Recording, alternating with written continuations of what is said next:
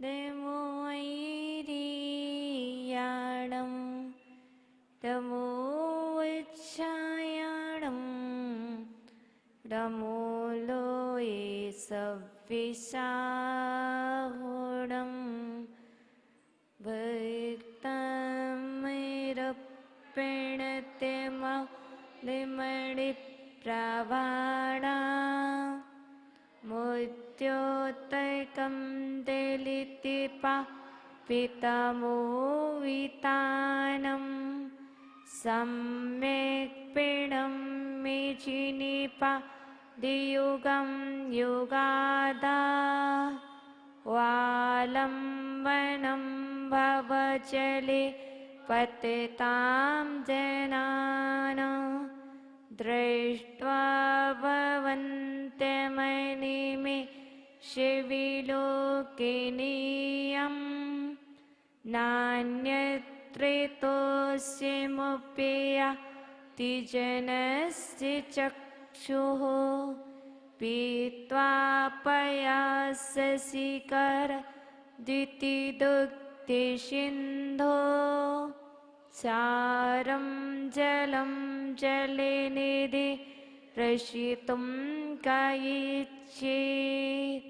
बोलिए देवादिदेव प्रथम तीर्थंकर आदि ब्रह्मादिनाथ भगवान की।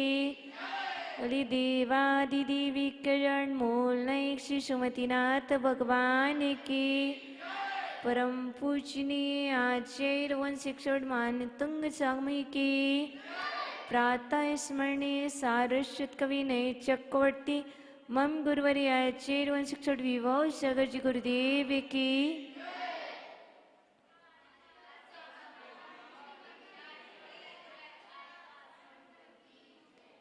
अभी तक हम सभी 10 काव्य देख चुके हैं। पहले काव्य की रिद्धि है नमो जिणाणम, दूसरे काव्य की रिद्धि, तीसरे काव्य में, चौथे काव्य में,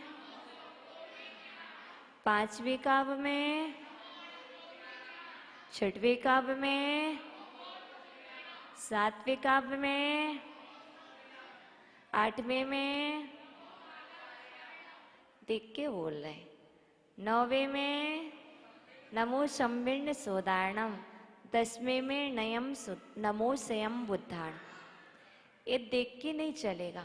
नमो जिणाणम, नमो ओहि जिणाणम, नमो परमोहि जिणाणम, नमो सब्बोहि जिणाणम, नमो अनंतोहि जिणाणम, नमो कोट्ठ बुद्धीणम, नमो बीज बुद्धीणम, नमो पादाणुशारीणम, नमो संभिन्न सोदारणम, नमो स्वयं बुद्धाणम।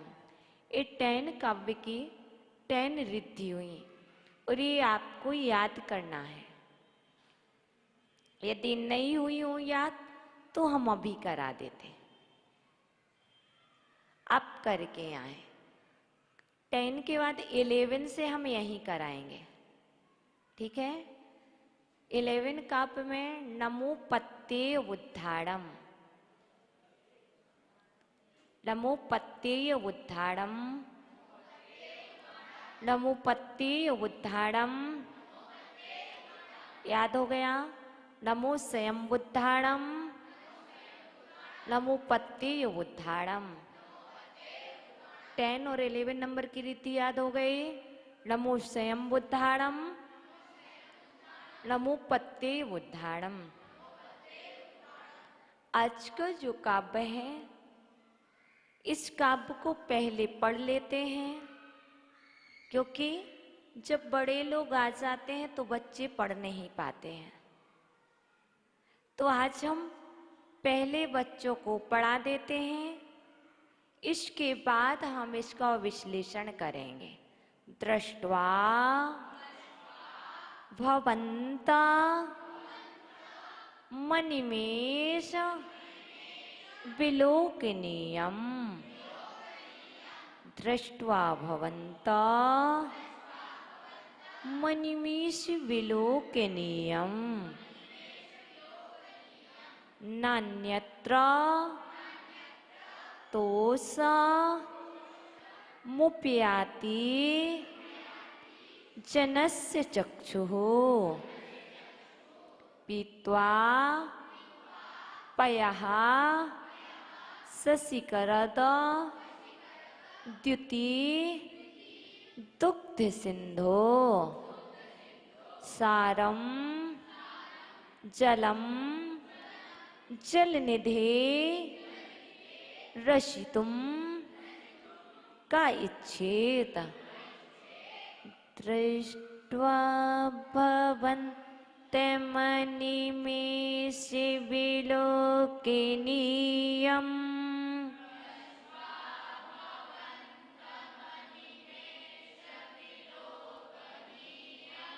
दृष्ट्वा भवन्तमनिमेषे विलोकनीयम्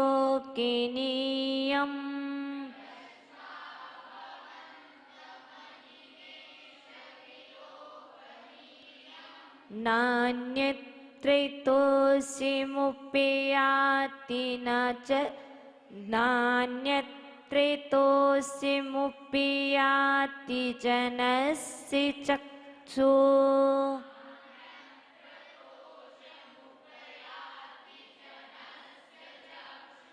पीत्वा पयः शशिकरद्युति दुग्ध सिंधो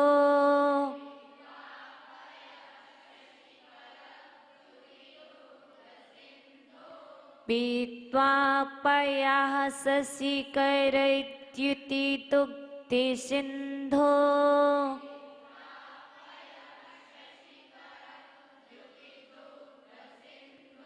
सारं जलं जलनिधे रसितुं कायिच्छेत्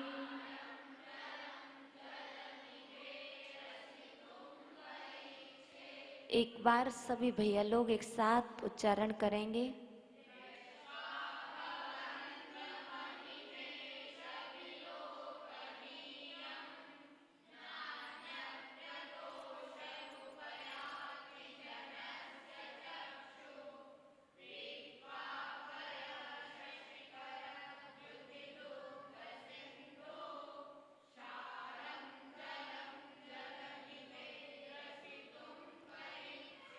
सारी बालिका मंडल एक साथ उच्चारण करें।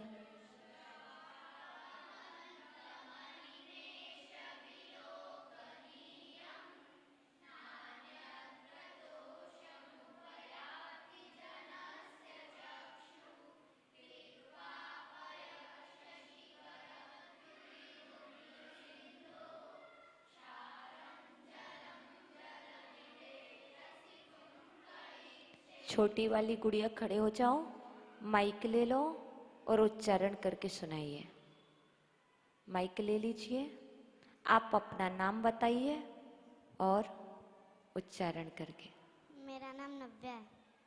सुनाइए। दृष्टा पवनात् मणिमेष विलोकनीया नात्यत् सुमुपयति। बैठ जाओ, अभी नहीं आ रहा, बेदी खड़े हो जाओ।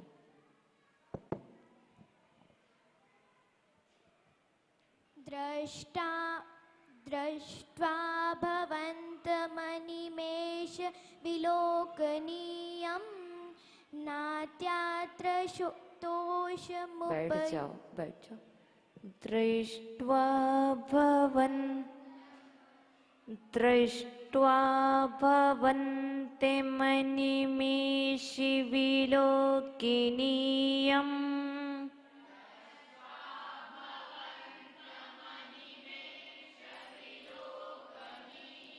सभी लोग पुस्तक में देखकर बोलेंगे तब बोल पाएंगे। दृष्ट्वा भवन्तमनिमेष विलोकनीयम्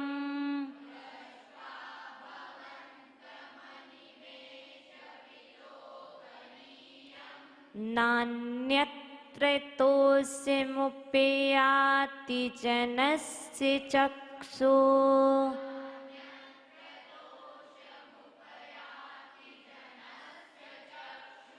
पीत्वा पयः शशिकरद्युतिदुग्धसिन्धो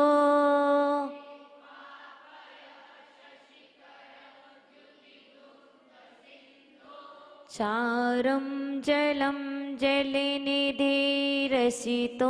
कयिच्छे।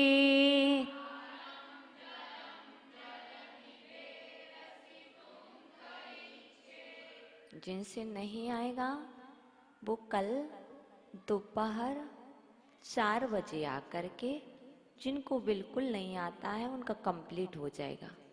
ठीक है, चलते हैं।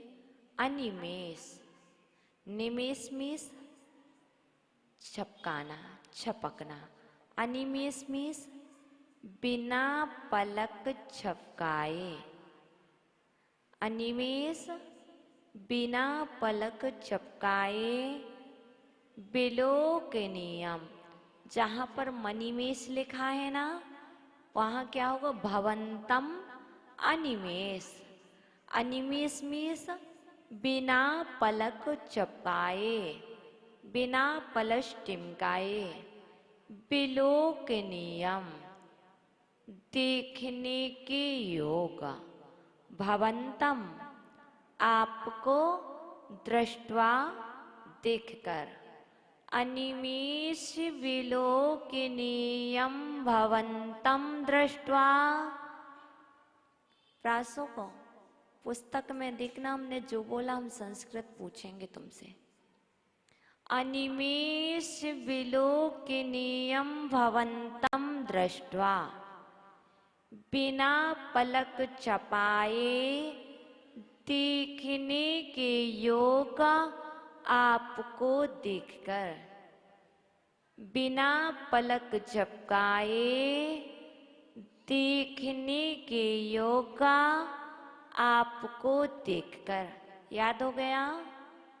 अनिमेष विलोकनीयम भवंतम दृष्ट्वा। बोलो,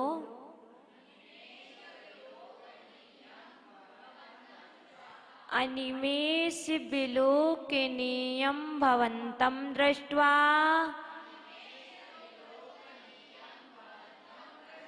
अनिमेष विलोकनीयम भवंतम दृष्ट्वा। बिना पलक झपकाए देखने के योग आपको देखकर।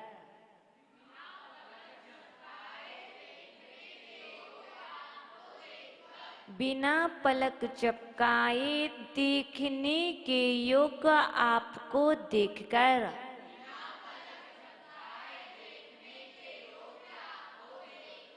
अहम संस्कृतम वयम हिंदू। अनिमेष विलोकनीयम भवंतम दृष्ट्वा।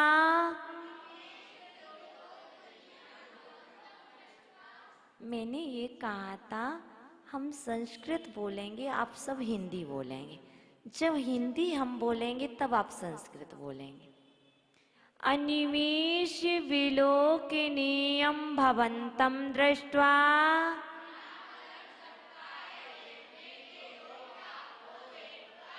बिना पलक झपकाए देखने के योग आपको देखकर। संस्कृतम बराबर कंप्लीट। अनिमेष विलोकनीयम भवंतम दृष्ट्वा।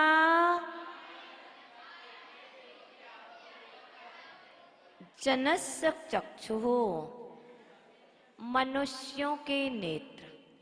जनस्य चक्षुः, मनुष्यों के नेत्र। अन्यत्र, दूसरी जगह।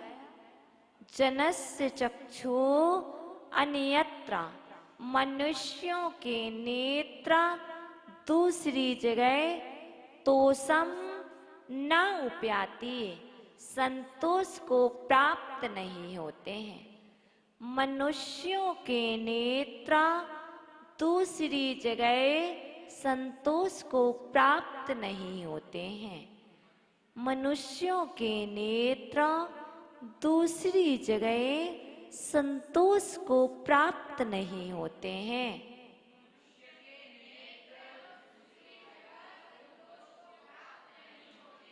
मनुष्यों के नेत्र दूसरी जगह संतोष को प्राप्त नहीं होते हैं।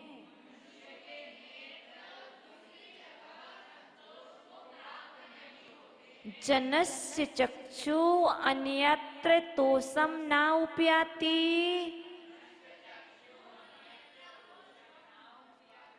जनस्य चक्षु अन्यत्र तोषम न उपयाति।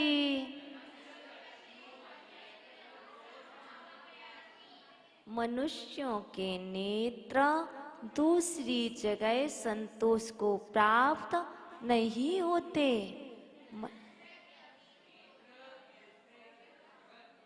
जनस्य चक्षु अन्यत्र तोषम न उपयाति। जनस्य चक्षु अन्यत्र तोषम न उपयाति।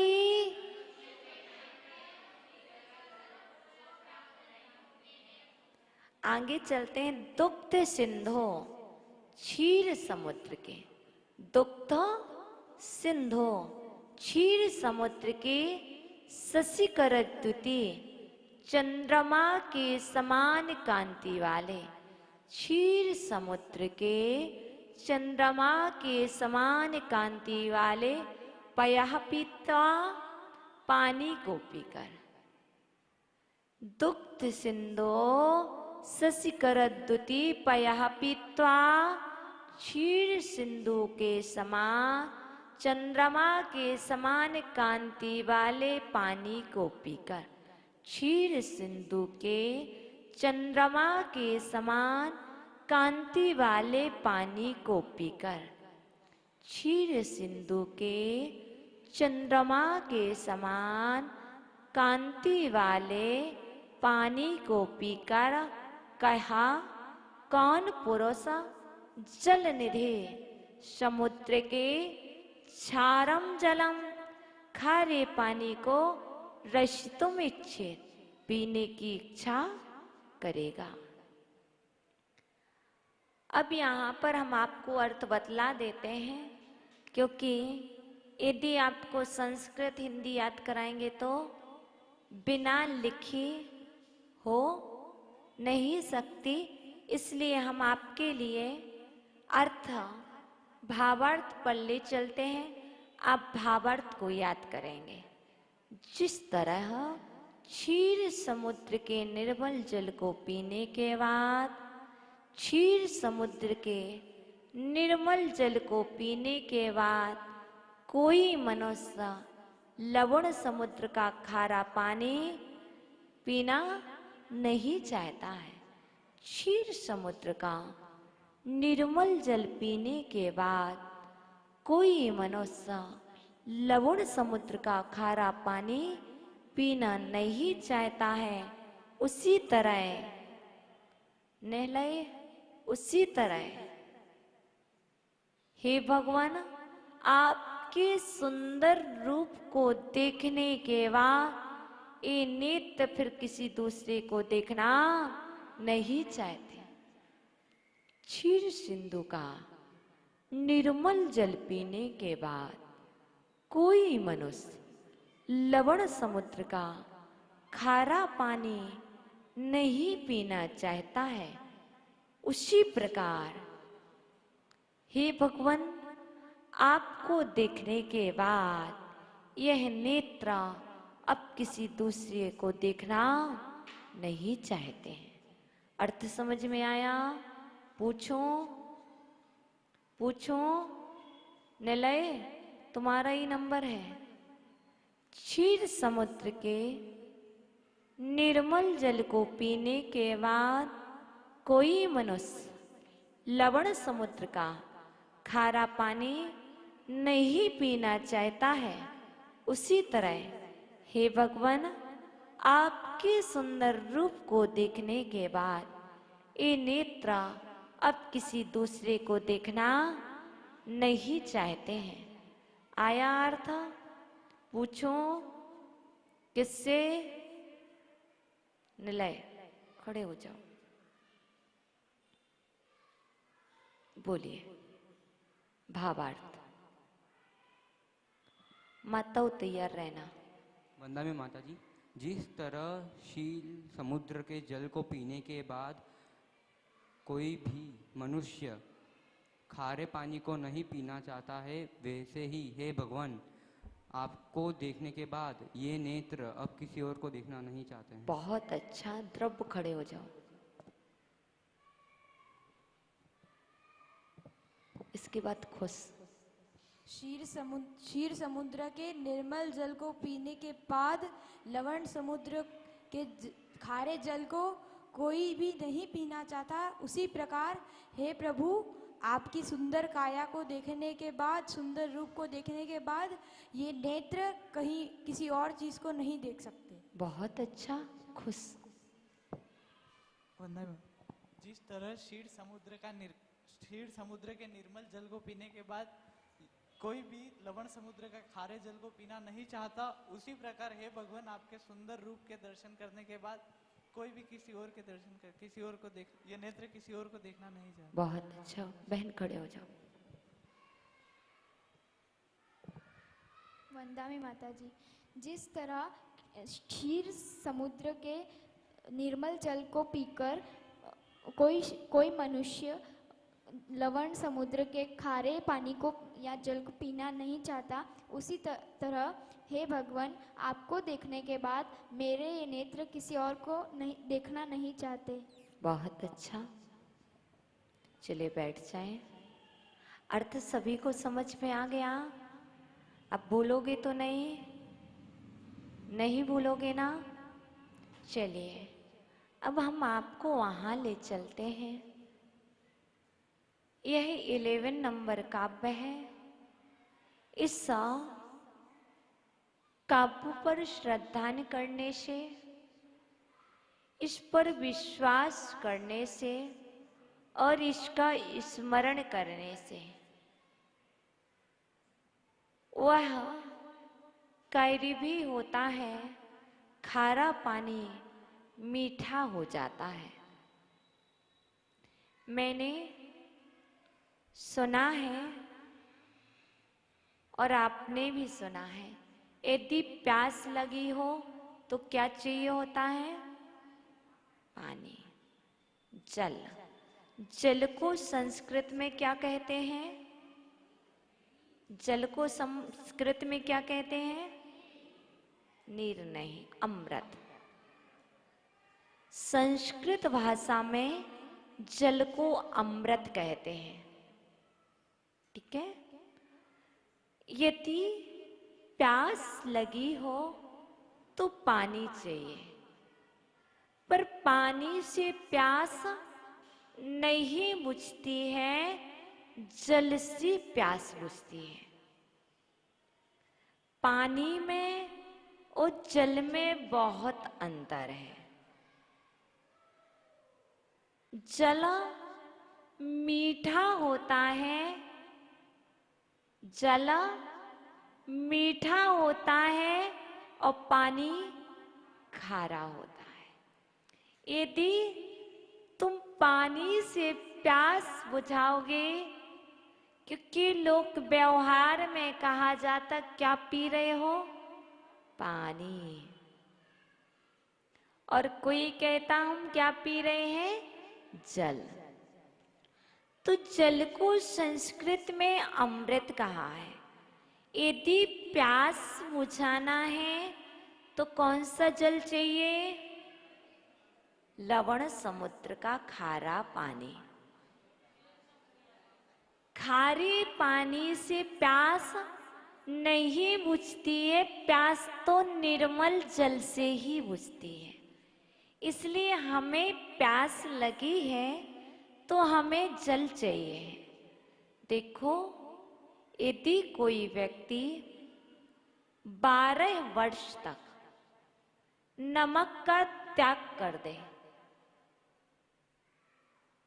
यदि कोई लवण का त्याग कर दे, लवण को ग्रहण ना करे, तो उसे सर्प भी डसेगा तब भी जहर नहीं चढ़ेगा,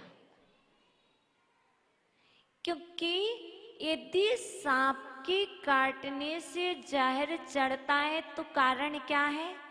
लवण। जो नमक है, जो खारा पानी है, इस सर्प का जहर का प्रभाव पड़ता है। यदि जो नमक नहीं खाते हैं उनके लिए सर्प डसे भी तो सर्प भी मृत्यु को प्राप्त हो जाता है, ऐसा साइंस ने बताया है। क्योंकि खारे पानी में और नमक में जहर स्वयं पाया जाता है। इसलिए प्यास बुझाने के लिए हमें निर्मल जल चाहिए। और ये बहुत बड़ा विरोध है जल और खारा। जल और खारा हो ही नहीं सकता। जल होगा तो नियम से मधुर ही होगा, तभी प्यास बुझेगी। ऐसे ही जीवन में जैसे आप मधुर के साथ नमकीन पसंद करते हो, तीखा पसंद करते हो, ऐसे ही जीवन में दोनों जलों की प्राप्ति होती है। कभी तो खारा पानी मिलता है और कभी मीठा पानी मिलता है, तो प्यास नहीं बुझती है और प्यास लगने लगती है। यदि खारा पानी पियोगे तो प्यास सताएगी, और प्यास सताएगी तो क्या होगा? आप आकुल और व्याकुल हो जाएंगे। तो आपको हम वहां ले चलते हैं जिस बालक ने निलय की तरह काव्य पर श्रद्धान किया था। बहुत श्रद्धान था कि प्रतिदिन 11 नंबर के काव्य का पाठ करता था, रिद्धि और मंत्र का जाप करता था। जिसका श्रद्धान पक्का होता है उसी का कार्य होता है। वैसे भी साइंटिस्ट स्वयं लगे हुए हैं कि खारे पानी को मीठा कैसे बनाया जाए, पर अभी तक कोई भी साइंटिस्ट इसमें समर्थ नहीं हो सका कि वो खारे पानी को मीठा बना सके। लेकिन हमारे आचार्य भगवान मानतुंग स्वामी वह साइंटिस्ट थे जिन्होंने पहले ही लिख दिया कि यदि आप भक्तांबर स्त्रोत के 11 नंबर काव्य पर श्रद्धान करोगे, विश्वास करोगे और इसकी आराधना साधना करोगे तो खारा पानी मीठा हो जाएगा। एक घटना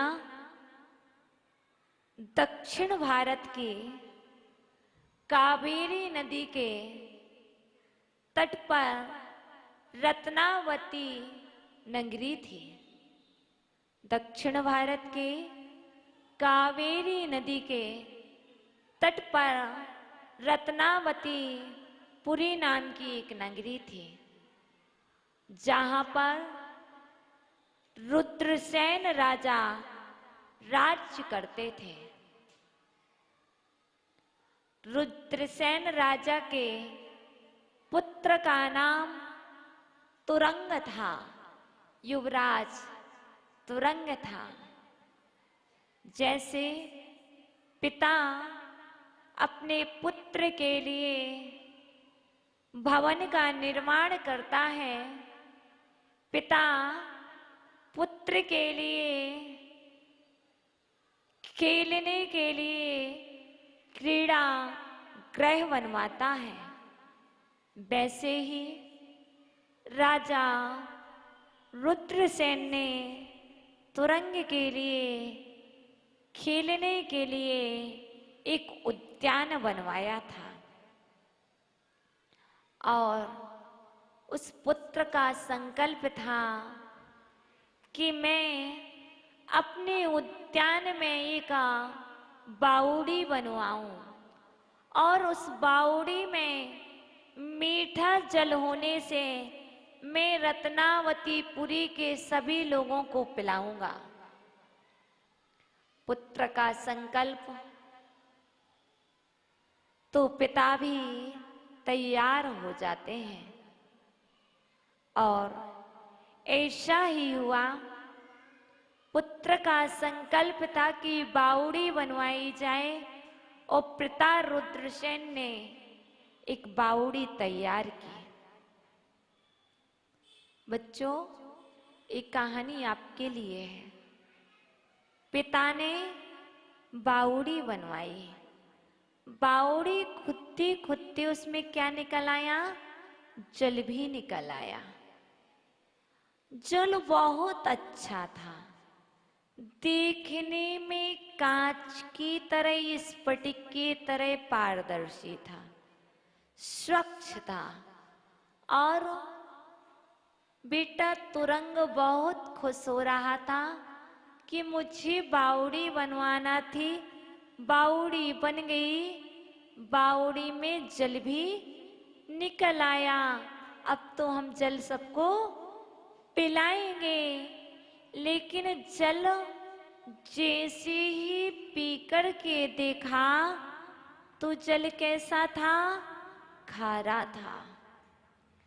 जब जल खारा होता है तो बेटा तुरंग क्या हो गया?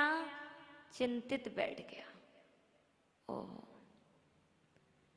मेरा तो संकल्प था कि बावड़ी खुदवाएंगे, बावड़ी में जल आने के बाद नगर के सभी लोगों को हम मीठा जल पिलाएंगे। और जैसे ही ज्ञात हुआ इस पानी, ये बावड़ी का जो जल है बहुत ही खारा है। और बेटा तुरंग बहुत चिंतित हो गया, उदास रहने लगा। मैं किसी को पानी नहीं पिला सकता। और उदासी का कारण राजन को ज्ञात हुआ, मेरा पुत्र बहुत चिंतित है, क्या किया जाए? बहुत सारे मांत्रिक बुलवाए, बहुत सारे मंत्रों की आराधना करवाई, तांत्रिक को बुलाया, सभी को बुलाया, सब कुछ करवाया, ज्योतिषी को बुलाया, पर खारा पानी मीठा नहीं हुआ। बहुत समय बीत गया। अब तो निराशा ही निराशा जीवन में दिख रही थी। और वह बालक और भी ज्यादा निराश होता गया। लेकिन नगर में चंद कीर्ति जी मुनिराज आए और मुनिराज के दर्शन के लिए राजन गया। राजन ने प्रवचन सुना। 7 तत्व होते हैं, 9 पदार्थ होते हैं, 6 द्रव्य होते हैं, 5 अस्तिकाएं होते हैं, 5 अणुव्रत होते हैं, 5 पाप होते हैं।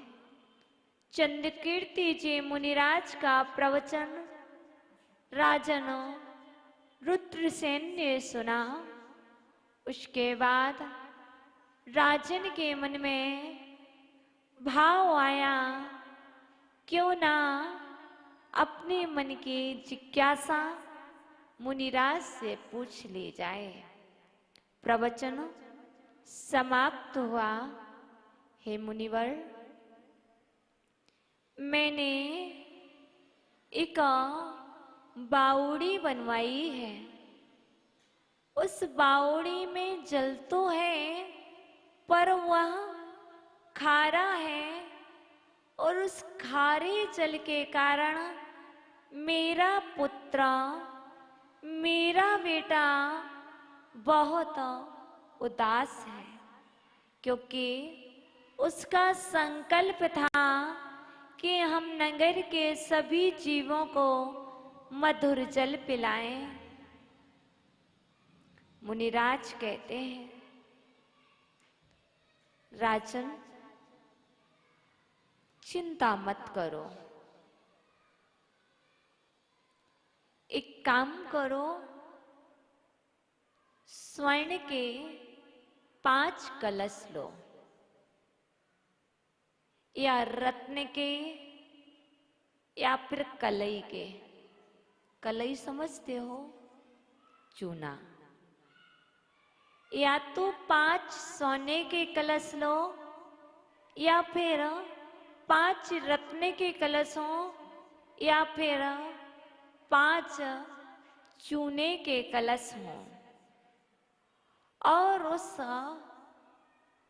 कलश में जल भर करके जिनेन्द्र भगवान का बृहद अभिषेक शांति धारा करो।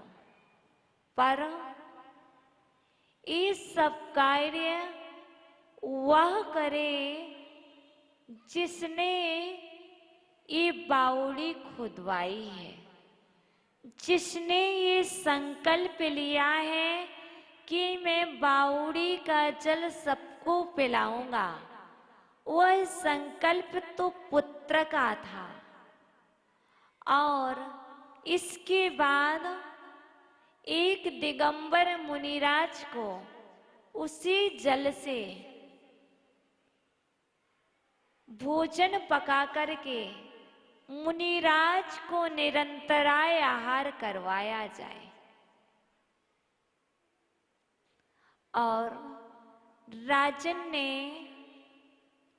अक्षर सा पालन किया कि पुत्र तुरंग से 5 कलश 2 दिन पूर्व किया, 5 कलश स्वर्ण के भरवाए, और जिनेन्द्र भगवान का उस प्रास को शुद्ध जल से अभिषेक शांति धारा करवाई, बृहद शांति धारा।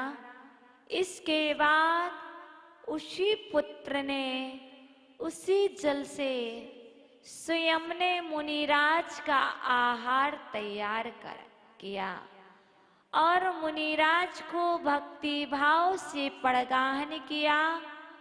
और जैसे ही मुनिराज के हाथ में आहार दिया, वैसे ही लोकपाल रक्षक दौड़ करके आए।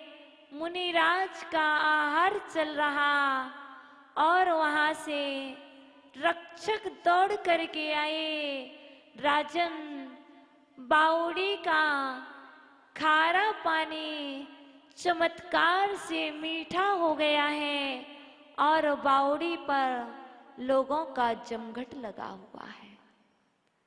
जैसे ही मुनिराज के हाथ का स्पर्श उस खारे पानी से हुआ, और वह पानी मधुर हो गया।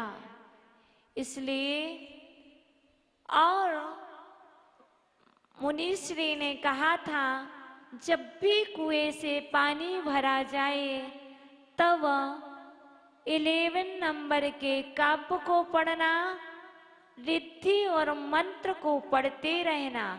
उस मंत्र काव्य और रिद्धि को पढ़ते हुए पानी भरना।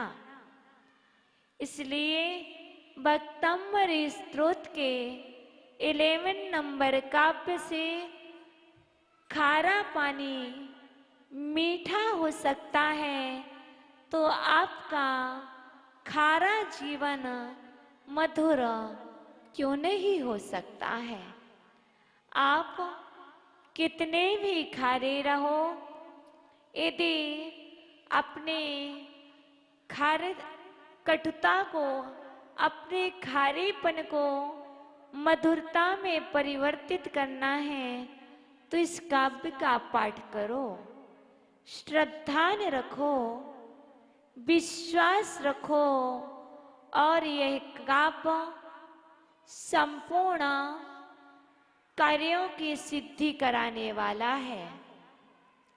आपकी इच्छानुरूप कार्यों की सिद्धि होती है, लेकिन हम श्रद्धा नहीं रख पाते हैं, धैर्य नहीं रख पाते हैं, इसलिए जो हमारे लिए उपलब्धि होना होती है वह दूसरे के पास चली जाया करती है।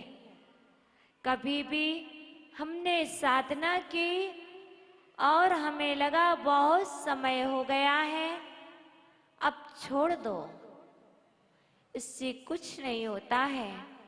और जैसे ही हम दूसरी जगह जाते हैं तो वो उपलब्धि हमारी दूसरी जगह पहुंच जाती है।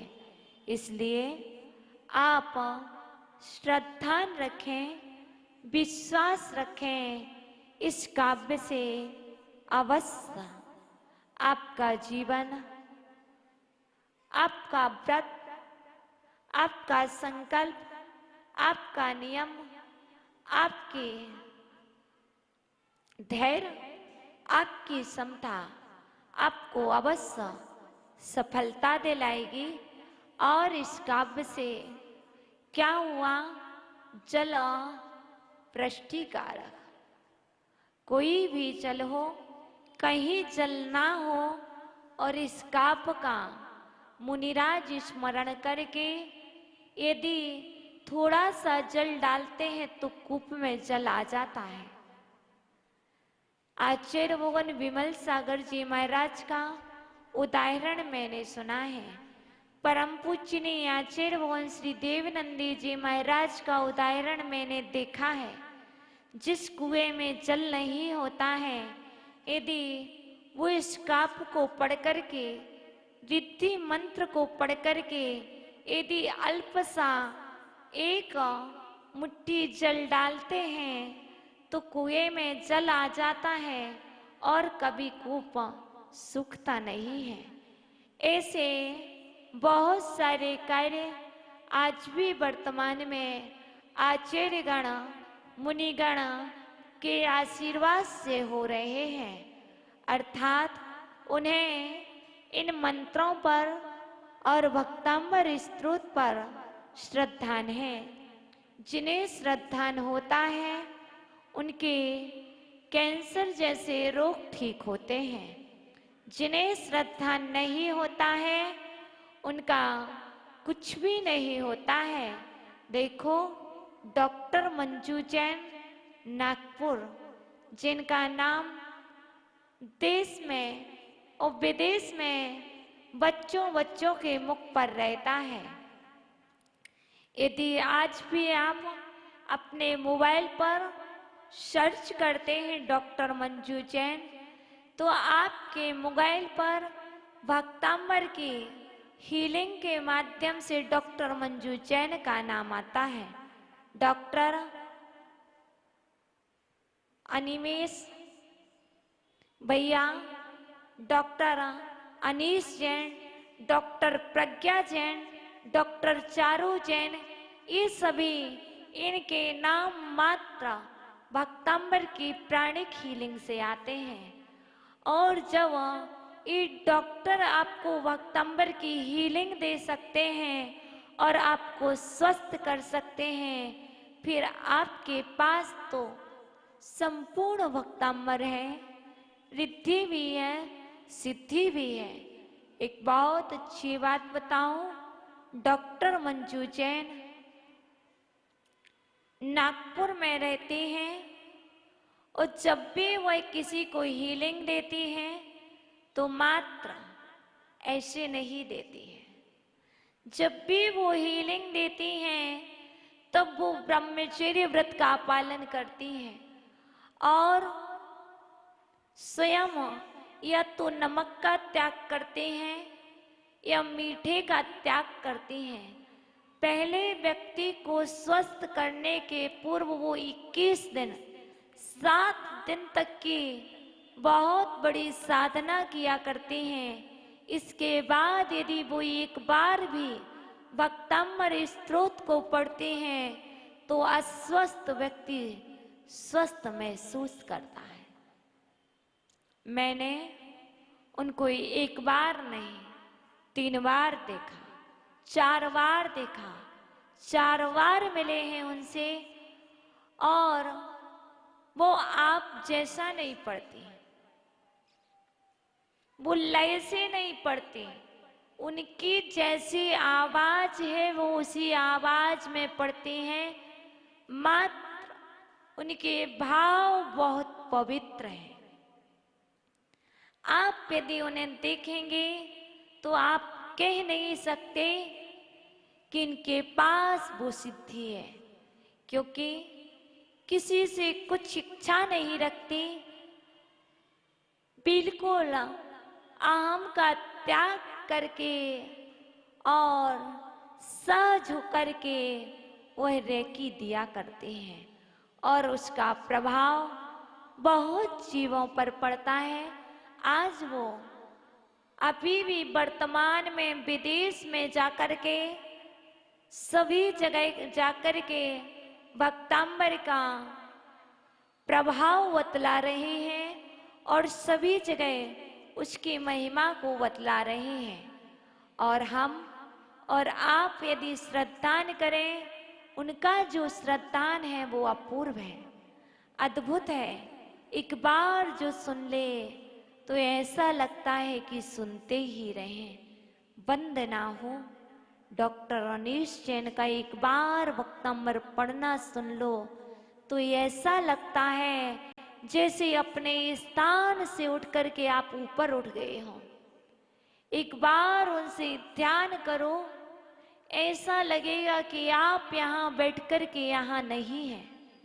इसलिए और उन्होंने बहुत सारे जीवों को स्वस्थ किया है, चाहे कैंसर पेशेंट हो, चाहे ब्रेन ट्यूमर वाले हों, चाहे कोई से भी रोग वाले हों, उन सब रोगों का इलाज मात्र वो भक्तामृत से किया करते हैं।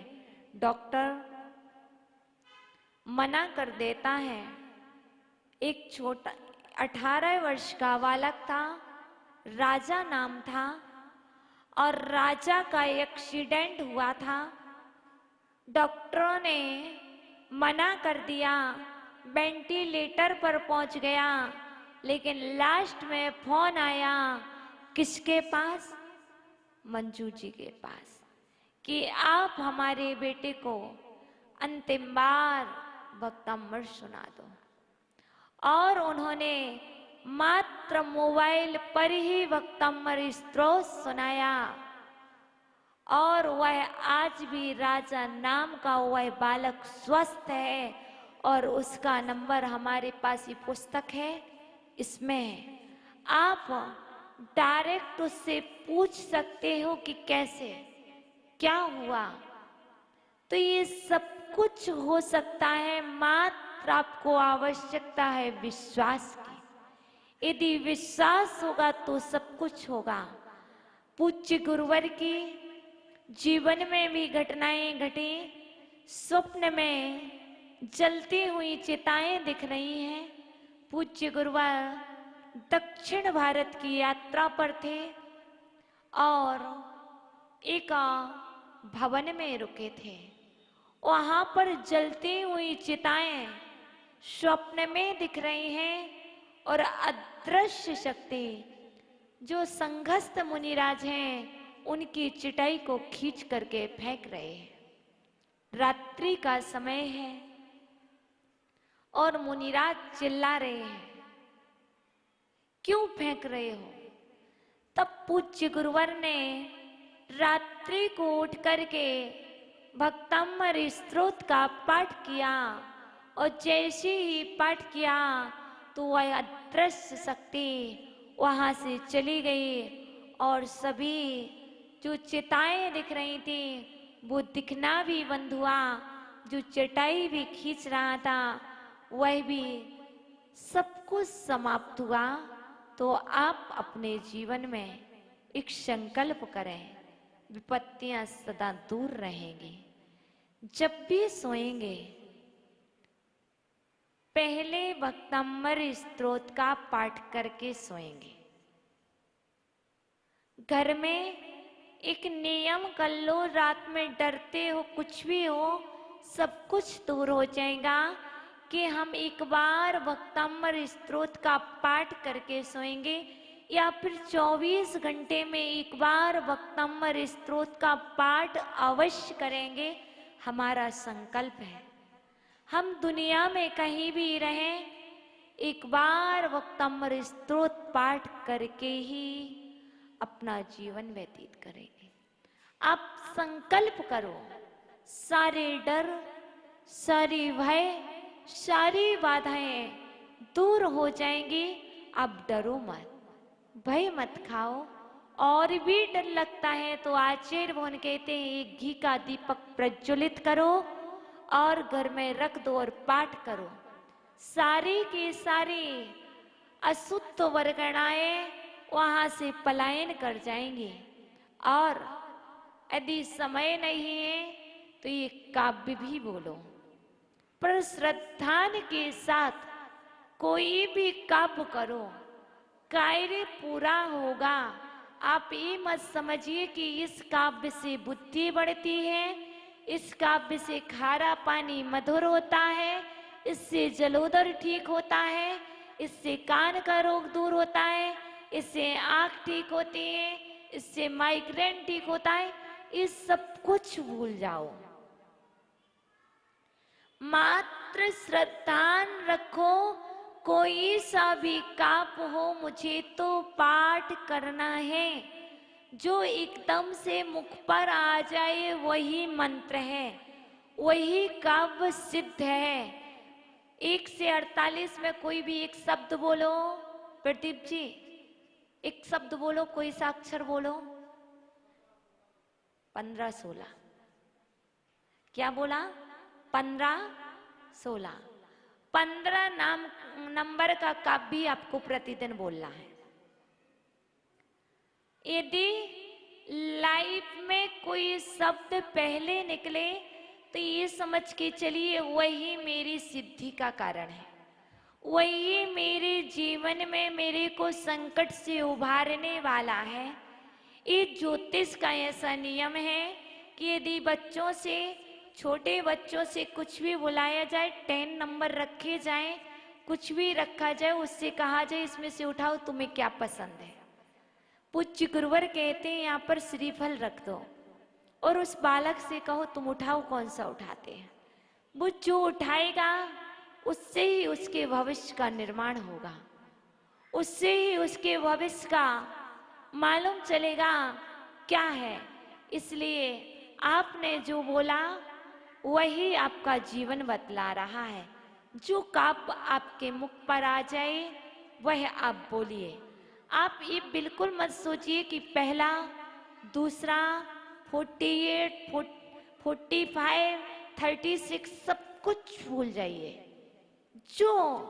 क्योंकि पूज्य गुरुवर कहते हैं अचानक से जो शब्द निकलते हैं, जैसे माँ, जब कभी डर लगता है तो हम किसी याद करते माँ, तो गुरुवर कहते हैं अभी ऐसे नमोकार मंत्र का मंत्र सिद्ध नहीं है, ऐसे तो माँ का मंत्र सिद्ध है।